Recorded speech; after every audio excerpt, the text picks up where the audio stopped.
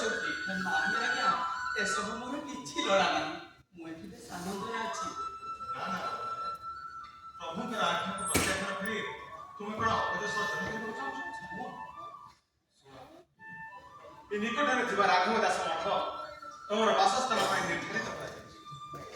ପ୍ରତ୍ୟେକ ଶ୍ରୀମନ୍ଦିରରୁ ତୁମ ଲାଗି ଅଭଡ଼ା, ଡାଲି, ତରକାରୀ ଆଦି ଯୋଗାଇ ଦେଲେ। ଆଜିଠାରୁ ତୁମର ପତ୍ନୀଙ୍କ ସହିତ ସେଇଠି ବସବାସ। ନାହିଁ ଚାଲୁ ଆପଣ ମୋ ପାଇଁ ଦରକାର ନାହିଁ। ହଁ, ଚାଲ ଆମେ ଯାହା ଶ୍ରୀ ଜଗନ୍ନାଥଙ୍କ ଚଳନ୍ତି ସ୍ୱୟଂ ବଧୂପୀଠ ଉପରେ।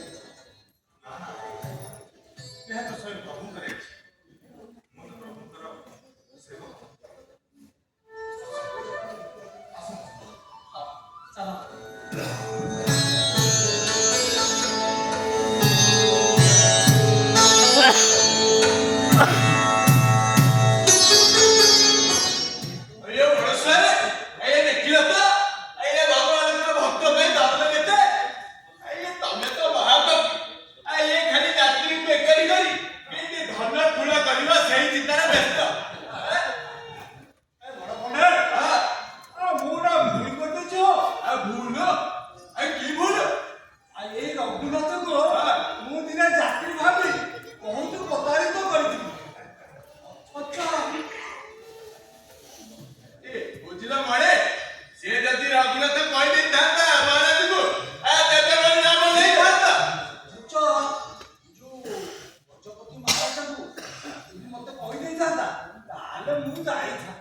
ତମେ ତ ମହାବାବୁ।